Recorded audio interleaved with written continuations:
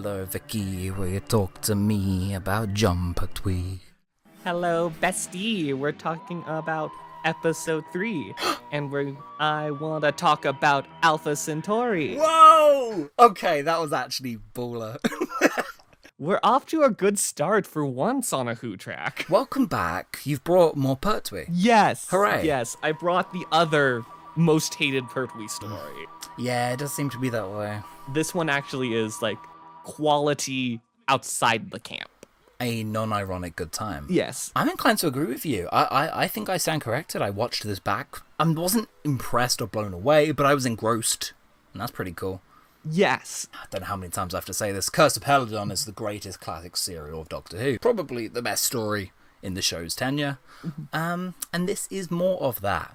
The DLC. Curse of Peladon was adored upon release. I don't know what the general public back in the 70s made of this. Can you imagine in 1974? 1974. This is the 50th anniversary.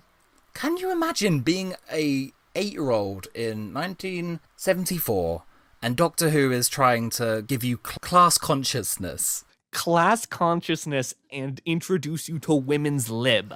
Very directly. This is more brave and outspoken and political than anything else in even the revival.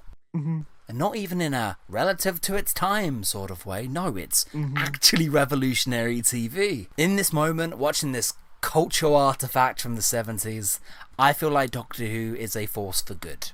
Women's lib, the miners' strike, and the British class system. If you're going to have political subtext, yeah, it's got to be an alien planet with alien people and have alien feminism in it. Yeah. Get us out of here! What a shot! The politics make this serial, so bold, so exciting to watch now, and is also the best story for Sarah Jane, period. People always say that it's the adult professional Liz, but no, I think it's Sarah Jane. I think Sarah Jane's the first time that Doctor Who has a companion who is a true equal. Sarah, why don't you stay and have a few words with the Queen? I have an idea you could give her some good advice. And it's interesting because there is a massive age gap. Sarah is a youthful character, but the Doctor doesn't deride her for any of it. He just points her in the right direction and says, go. Liz Sladen is able to bring such a life and energy, because I read a bit of the Target novel before giving up in the middle of part 2, because I was like, I am getting very little out of this. One of the things that was interesting was seeing Sarah's lines and how just without Liz Sladen's electricity, it comes off a lot less charming. Her complaining about landing in another cave and she's presented less friendly with the Doctor, which is so interesting. Yeah, it's a really tough line to walk. This episode has the best example of the best friends dynamic that people love to tout out for Sarah Jane. She walks into every single scene and conversation unapologetically, and it's so stark for the classic show. Sometimes she's too outspoken and it gets her in a lot of trouble, quite frequently. This scene... Now, just a minute. There's nothing only about being a girl, Your Majesty. The fact is you are the Queen, so... just you jolly well let them know it. Do you think it always goes as far as it could? Or do you think it always stays relatively in the realms of what Doctor Who should have to say about the topic? The most outspoken Doctor Who can get in its time slot and still have it be fun. Because I think it definitely could have gone further, Spoiler alert, but the monarchy survives at the end, which is a big political statement in my opinion. But this is 70s tea time viewing. And they are encouraging women's liberation, just directly, without any obfuscation, without any metaphor. No lecturing, really. There's nothing only about being a girl. I would say it's not even the end of Orphan 55, where the Doctor just says, you got to somehow solve climate change, and that sort of lecturing. It's just stating it now, Vic. Directly in plain. I'm ticking off Chibnall bashing on my bingo sheet. I'm trying to get better this year. This year, I'm trying to... I don't want any crass jokes in this one. I don't want to get raunchy. I don't even think Alpha Centauri looks that much like a penis. I gotta be honest. No, they very much corrected that. I don't see it. I can sometimes, in the first one, the way the collar was done, I do not get any phallic imagery from our non-binary problematic icon, Alpha Centauri. I see an olive. Heartbreaker. I also, for this Who track, listened to several Big Finish audios based on Peladon, and Yes. Alpha Centauri and River Song get down nasty in one of the audios. Now, I'm not sure they get down nasty. They get down I'm pretty nasty, sure like- they flirt. They flirt. Like, Alpha Centauri is down bad for River Song. Yes, Which, well, I mean, yes, I'll give you because that. they have taste. They have an eye. I think it's more Doctor Who fans have inside jokes, and especially the era of Doctor Who fan who was writing jokes for DWM at the dawn of the internet era had very dirty minds. Yes. Yeah, it defined a lot of the jokes. Yeah, a bit of an echo chamber happened. A game of telephone happened, and the same jokes have been circulating. Look how far we'll go to defend Alpha Centauri. Alpha Centauri is, in my opinion, the best member of UNIT. But I think Alpha Centauri should have become a mainstay character. Unit's getting quite big in our own fan canon, isn't it? You always say that. No, I think it's cool that you brought up the Peladon audios, because Peladon's my favourite location in Doctor Who. Trenzalore maybe, but like Peladon's such a rich place because we go back.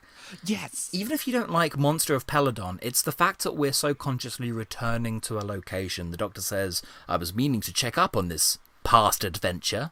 That is exciting because we don't do that in Doctor Who. Not really. It's cheap.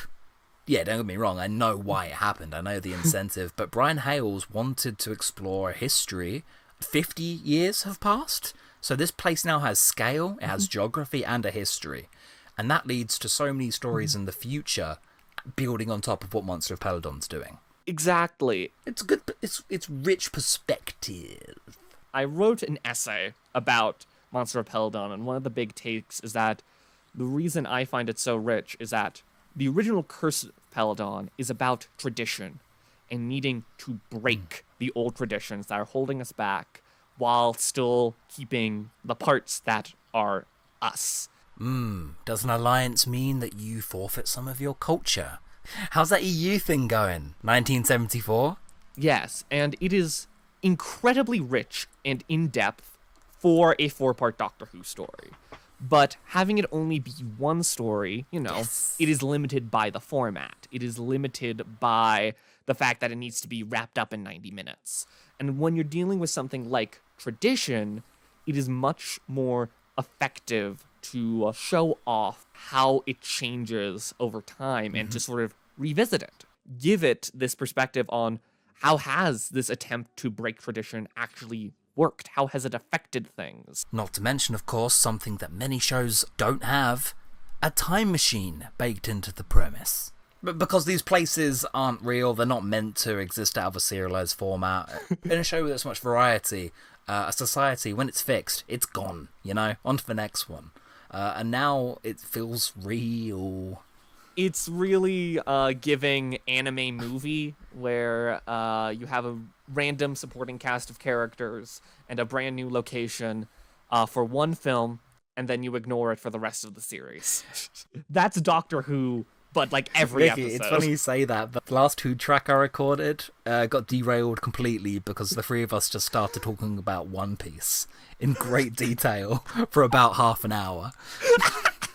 So we shouldn't do that again. Be careful with the One Piece nest. Don't poke it. Would you say Joe Grant is Luffy coded? Yes.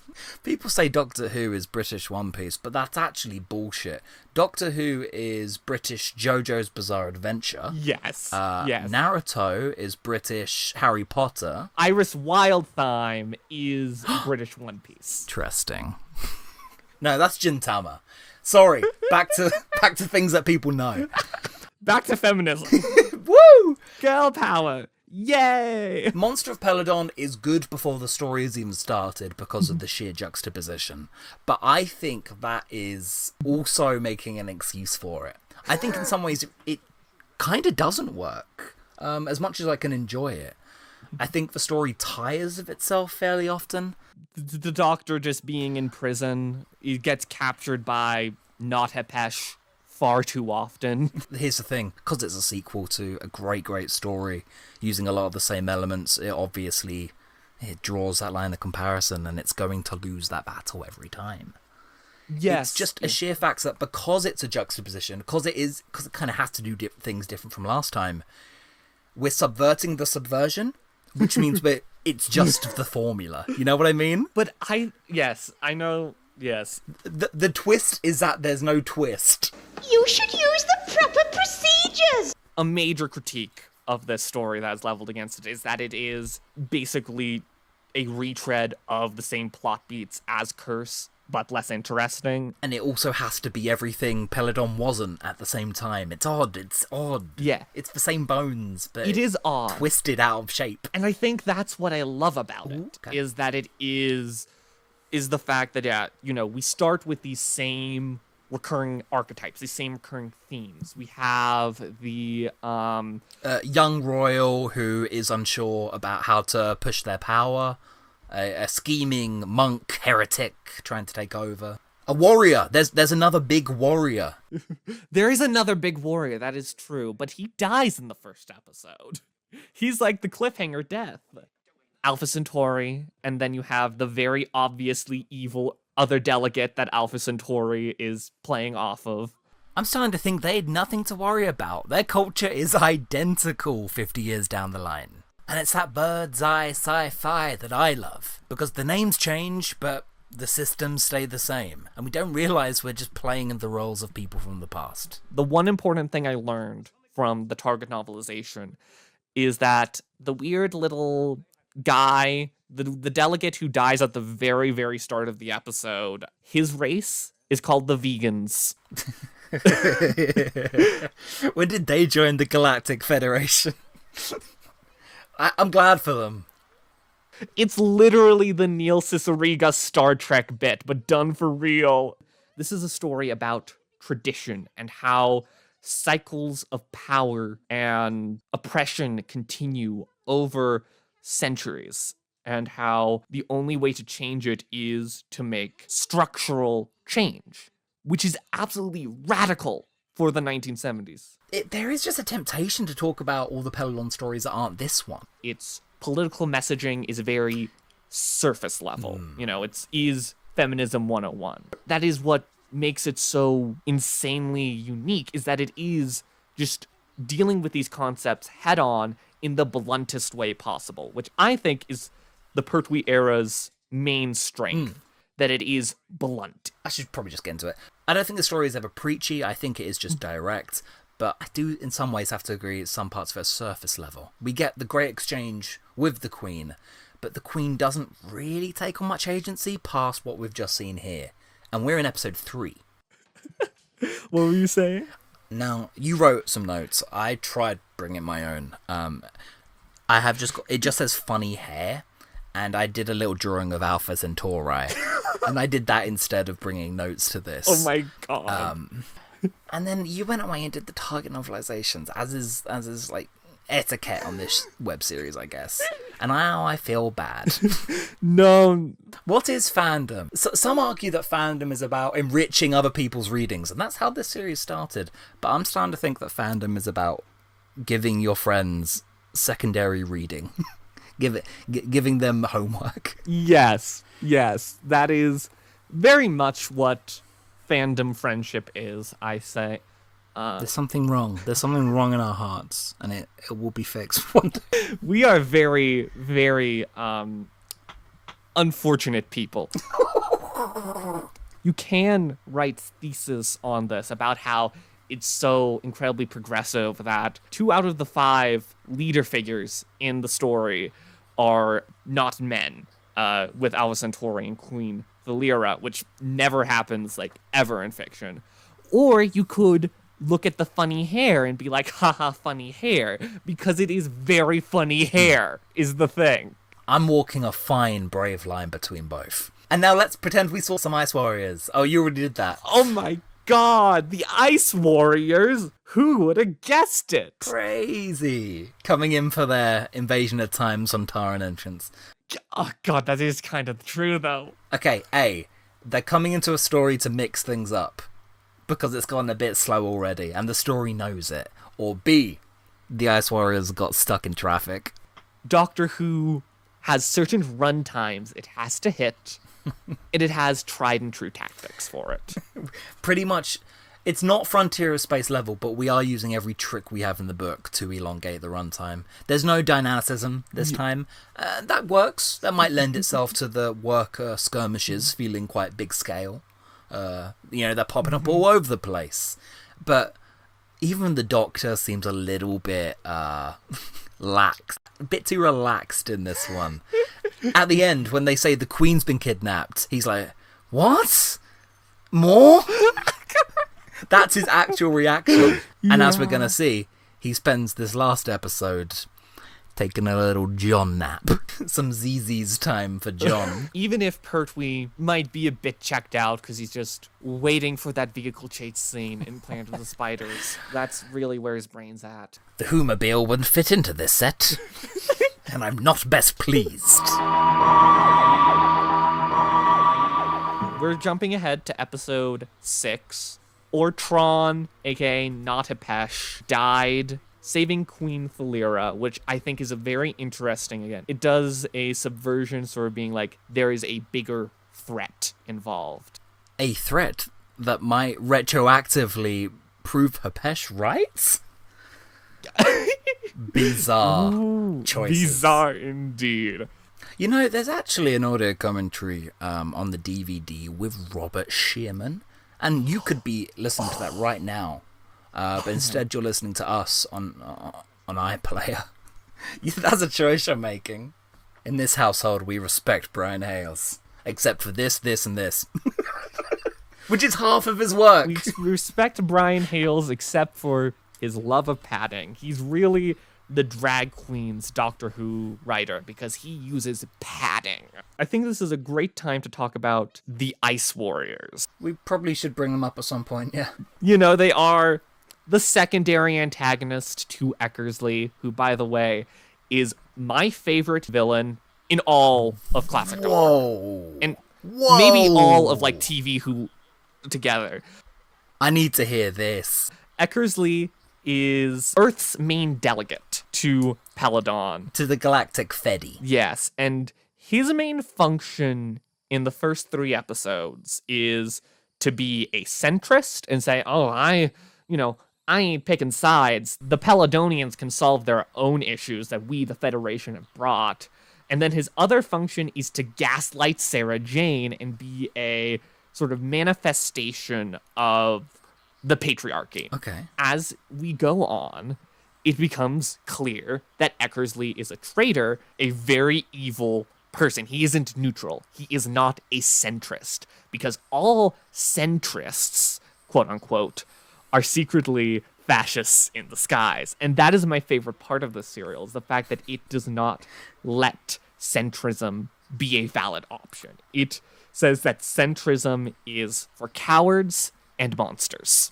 I've got a giant smile on my face. Because the main conflict is Eckersley and his attempt to control Peladon and to control women. Replacing a sitting queen, yeah. I think the fact that the pro-feminist angle thing is said so loudly is only because there's a queen in the scene. Mm-hmm. And at the time, Britain does have a very young queen. I think that context is the only way that gets out on BBC. Yeah. But what you're providing with Eckersley is like a really nice counter. But again, I think it's only limited to our beloved Liz. Nothing can take out our strong Liz. We love our Queenie. Our beloved Queen Elizabeth Sladen. Yes! God, if only. That's a line in the Titan comics. I think she should be the leader of Earth. That's said about Sarah Jane Smith, and it's the nicest goddamn memorial that anyone's done on Sarah Jane. Mm-hmm. I feel that in a 4th Doctor story, there would have been like a moment where the Doctor is like, yes, big red flag McGee. I trust you over my hysterical companion, Sarah Jane. The core thing is why you have a companion. The modern series has understood this, is because in this story, the Doctor is literally a mediator. He has a past earned reputation from a previous story, and he has to play partisan. He's playing intermediary. So how can he really be a force for like big radical change? He can't. And you can make that point about the Doctor in general. He is a force for the status quo. His job ultimately in a story, it's either going to be make one big change to the environment or return it to how things should be.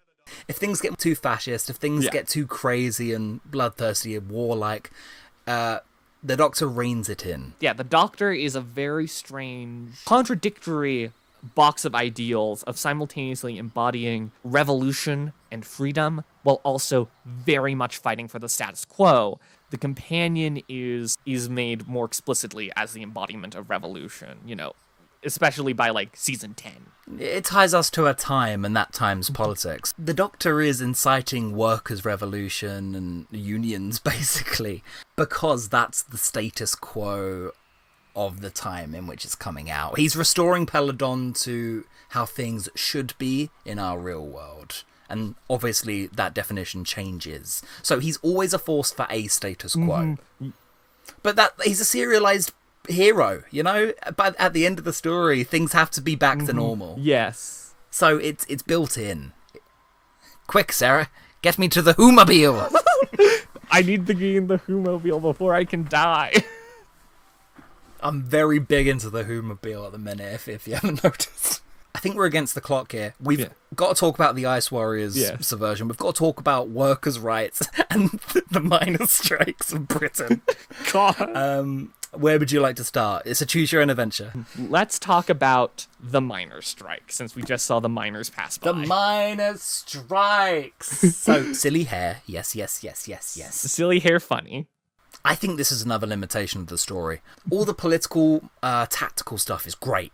I was so engrossed in that stuff. The main miner? Yes, Gebek. He's an interesting character, up there with Hapesh and Alpha Centauri. But I also get a sense of the noble savage from him. Interesting. Where he's the reasonable one, and everybody else is kind of ooga booga caveman.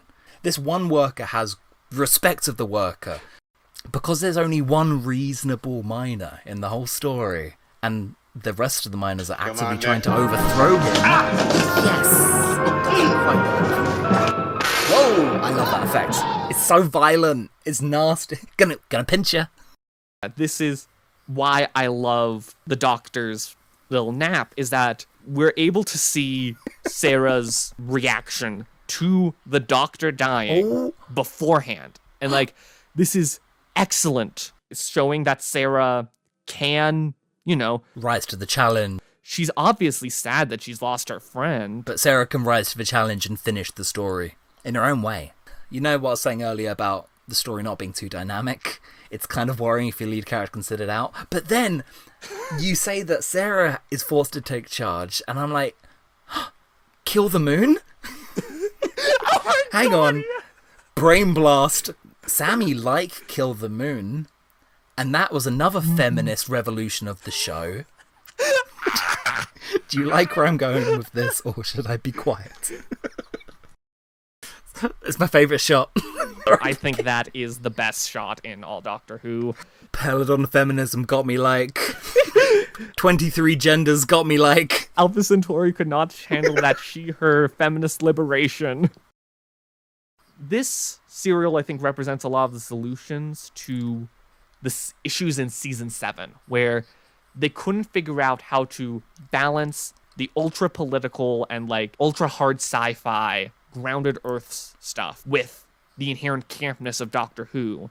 And so the solutions they figured that out was to make Earth the location of all the most campy, the most outrageous, the most silly adventures. That's rather true. And then you make space the location of the high concept, political heart of the Pertwee era. Now we're talking about Britain.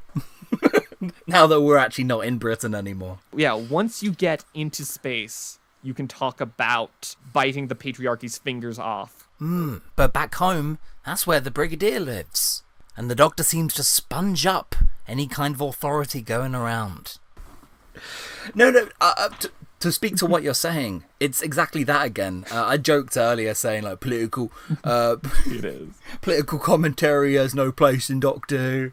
It's a very funny thing to say about the Pertwee era. It's asking that question of, what's Doctor Who for?